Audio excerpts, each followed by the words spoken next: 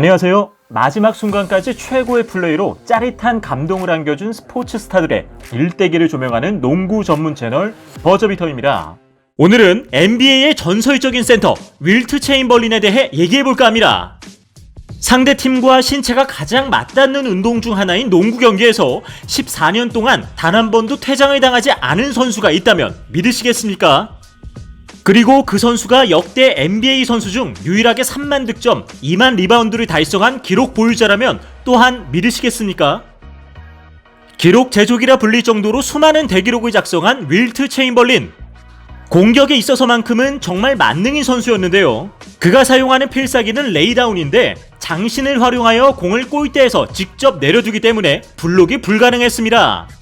점프력 또한 사기 수준이어서 자유투 라인에서 한 발로 도약해 레이업이나 덩크를 성공시킬 정도였죠. NBA에서 남들은 한 분야도 작성하기 힘든 기록을 숱하게 만들어낸 데에는 체인벌린이 가진 엄청난 운동 능력 때문이었는데요. 그의 필라델피아 동료였던 게리 와드는 다음 일화를 통해 체인벌린의 팔 근력이 어느 정도인지 밝혔습니다. 어느 날 밤 윌트, 빌리, 나 이렇게 셋이서 필라델피아 중심가를 걷다가 우리는 나처럼 해봐요 놀이를 하면서 가고 있었어요. 그러다가 기둥 하나와 마주쳤는데 마침 윌트의 차례가 되었죠. 그는 두 팔을 벌려 기둥을 끌어안더니 자기 몸을 공중으로 들어올려서 기둥과 45도의 각도를 만들었습니다. 그렇게 공중에서 자기 몸을 고정시킨 자세로 대략 1분 정도를 버티다가 내려왔죠. 그래서 빌리와 나도 시도해봤습니다. 우리는 공중으로 발을 박차고 올라갔지만 그 즉시 땅으로 떨어졌죠. 두 명 다 단 1초도 그 자세를 유지할 수 없었습니다. 레리 브라운의 목격담에 의하면 40대 중반의 나이에도 실력이 대단했다고 하는데요.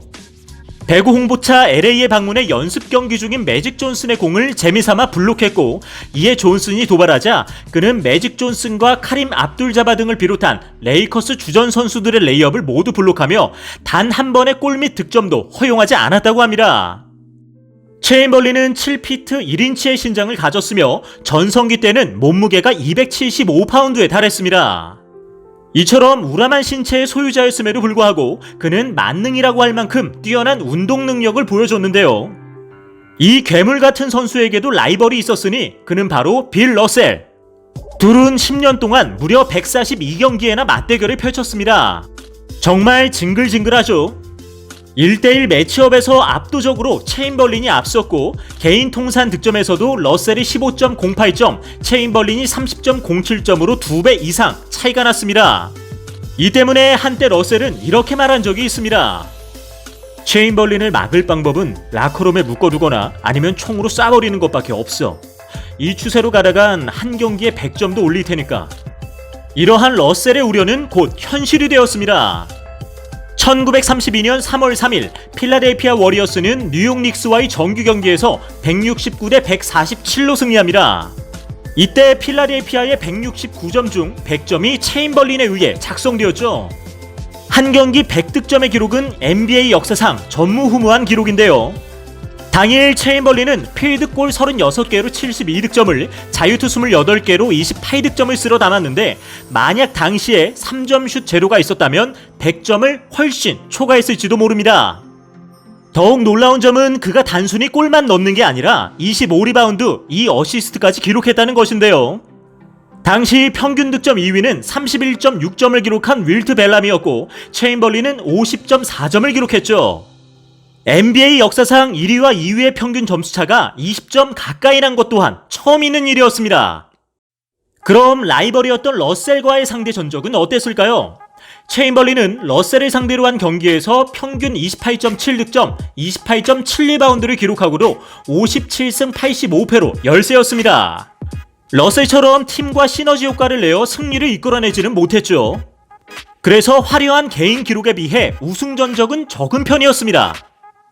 횟수로 따지자면 체인벌린은 러셀과 1년에 평균 14번 이상의 맞대결을 펼쳤는데, 그가 보스턴 세이틱스를 꺾고 우승하기까지는 자그마치 10년이나 걸렸습니다. 당시 체인벌린은 수비형 센터로서 동료를 살리는 플레이를 했기 때문에 파이널까지 진출할 수 있었죠. 승리하지 못한 경기에서 화려한 개인 기록은 쉽게 잊히게 되는데요. 실제 윌트 체인벌린은 숱한 대기록을 남기고도 농구 황제나 킹 같은 별명을 가진 적이 없었습니다. 체인벌린은 약체 닉스를 상대로 한 경기에서 100득점을 기록했던 날 그는 3쿼터에만 한 쿼터 최다 기록인 31점을 올렸습니다. 전설적인 기록인 50득점 25리바운드를 작성하던 날에도 경기당 평균 48분 이상을 뛰었습니다. 이를 달리 생각해보면 그는 승부가 이미 확정된 상황에서도 스탯을 쌓기 위해 계속 경기를 뛰었다는 것인데요.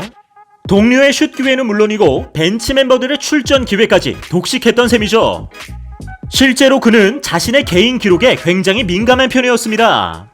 그는 라이벌 러셀보다 자신이 우월한 근거로 항상 기록을 내세웠기 때문이죠. 잭 램지 감독에 의하면 체인벌린은 경기 도중 자신의 기록들을 정확히 알고 있었고 심지어 경기 중 기록원에게 자신의 기록이 잘못되었다며 수정을 요구할 정도였다고 합니다. 게다가 체인벌린은 러셀을 상대로 한 플레이오프전에서는 25.7점을 기록하는데 그쳤습니다. 그가 정규 시즌에 평균 34.4점을 기록한 것에 비하면 거의 10점 가까이 차이가 나는데요. 그가 평균 50득점을 올린 시즌에서도 플레이오프 1라운드에서 37득점, 2라운드에서는 33.6득점을 기록하는데 그쳤습니다. 반면 러셀은 정규 시즌에 비해 플레이오프에서 득점, 리바운드, 어시스트, 자유투 성공률 등이 모두 상승했습니다. 농구 황제로 칭송받는 마이클 조던 역시 정규 시즌에 비해 플레이오프 점수가 3점 더 많았습니다. 이에 대해 NBA의 전설적인 포인트가 되었던 밥 쿠지가 논평을 한 적이 있는데요. 체인벌린과 러셀의 블록슛 개수는 비슷했지만 그 성격에 있어서 결정적인 차이가 있다고 보았습니다. 러셀은 블록 시 치밀하게 계산한 끝에 동료들에게 공이 가도록 쳐냈지만 체인벌린은 순전히 상대방을 압도하거나 관중들을 즐겁게 할 목적으로 관중석을 향해 뻥뻥 공을 쳐냈기 때문이죠. 실제 필라델피아의 체인벌린이 합류하기 전 성적은 22승 23패였지만 그가 맹활약을 펼친 시즌에도 18승 17패로 팀 성적에는 별 차이가 없습니다. 그가 팀의 승리보다 자신의 영예에 치중한 점은 1965년 스포츠 일러스트레이트와의 가진 인터뷰에서도 잘 드러났는데요. 그는 해당 매체에서 My Life in a Bush League라는 제목으로 기사를 내어 동료와 감독은 물론이고 NBA 관계자까지 싸잡아 비난했습니다. 이러한 이기적인 행동 때문인지 몰라도 실제 LA 레이커스가 센터를 영입하기 위해 투표했을 당시 9대2로 체인벌린만큼은 기피했다고 합니다. 이는 팀이 져서 팬들이나 매체로부터 비난을 받을 때마다 내가 이 정도로 기록을 쌓는데도 팀이 지는데 그게 내 탓이냐는 식으로 항상 동료에게 패배의 책임을 전가했기 때문이라는 설이 있죠. 이처럼 체인벌린은 생전 거만하게 비칠 정도로 자신의 우월함을 남에게 과시하는 편이었지만 그는 강자에게만 더욱 강한 모습을 보여주려 했을 뿐 대부분의 약자에게는 여유로운 경기를 펼쳤다고 합니다. 그가 NBA에 몸담은 14년 동안 단 한 번도 6반칙 퇴장을 당하지 않은 이유가 그것을 증명해주죠. 상대에게 피해를 주지 않고 정해진 룰 안에서 이룬 성적들이 더 가치가 있다고 볼 수 있기 때문입니다. 그래서 그의 스탯 쌓기 플레이에 대한 지적도 있었음에도 불구하고 그는 1979년 네이스미스 농구 명예의 전당에 헌액됩니다. 그리고 그가 뛰었던 워리어스, 세븐티식서스, 레이커스로부터 자신의 등번호 13번이 영구 결번으로 지정되는 영예까지 안게 되죠. 윌트 체인벌린이 14년간 NBA 무대에서 남긴 대기록들만 봐도 명예의 전당의 입성과 영구 결번 지정에는 별 이견이 없을 듯합니다. 그는 한 경기에서만 100득점과 55리바운드를 기록했으며 65경기 연속 30득점 이상, 118경기에서 50득점 이상을 기록했는데요. 이로써 러셀 웨스트브룩이 2019년에 타이 기록을 이루기 전까지 무려 50년간 더블 트리플 더블을 달성한 유일한 선수였죠. 심장마비로 유명을 달리하기 전 농구 팬들이 자신을 조던과 비교하는 것에 대해 그는 이렇게 항변한 적이 있었습니다. 조던이 50점을 넘긴 적이 몇 번이 있었지만 나는 평균 50점을 기록한 적도 있다.